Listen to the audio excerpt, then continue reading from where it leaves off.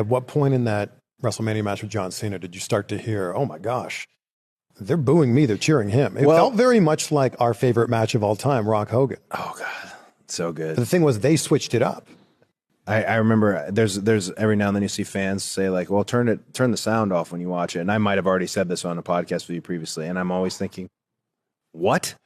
The sound is it. Yeah. The fans are in the ring with us. We are a live performance that interacts with our audience and plays off of what they are giving us. There is no sound off. Sorry, I feel strongly about that match. I actually I appreciate Bobby Roode is probably one of WWE's absolute best assets, right? You know Bobby Roode? Of course. Right? Of course. Remember when I said that TV station that I worked at earlier in my career? That's in his hometown.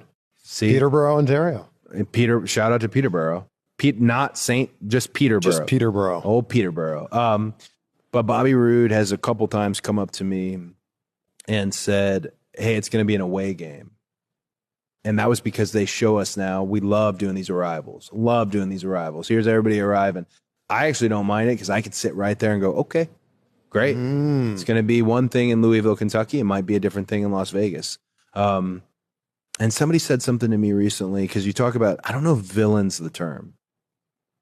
Because some people might think that's who I already am. That might be that for them. I might not need to do any more. And they might think, no, he's a bad guy. I'm booing him. Or he's a good guy. I'm cheering him. But somebody said something, and they said it to me in a condescending fashion. They said it as an insult, but I didn't take it as such.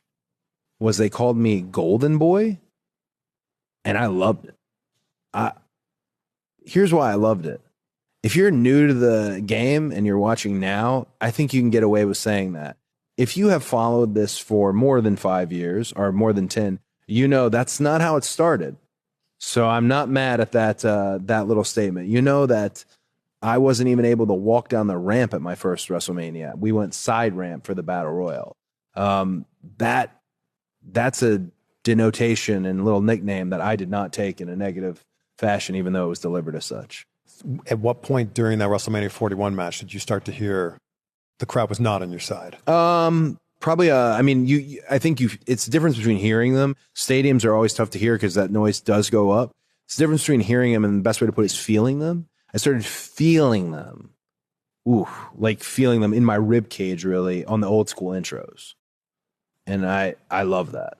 They're there for a fight. You get the classic when Michael Cole or Joe Tess or Stu or Corey or when any of these guys can say a big fight feel and it actually is a big fight feel. That's amazing. You'll get that with both WrestleMania main events this year.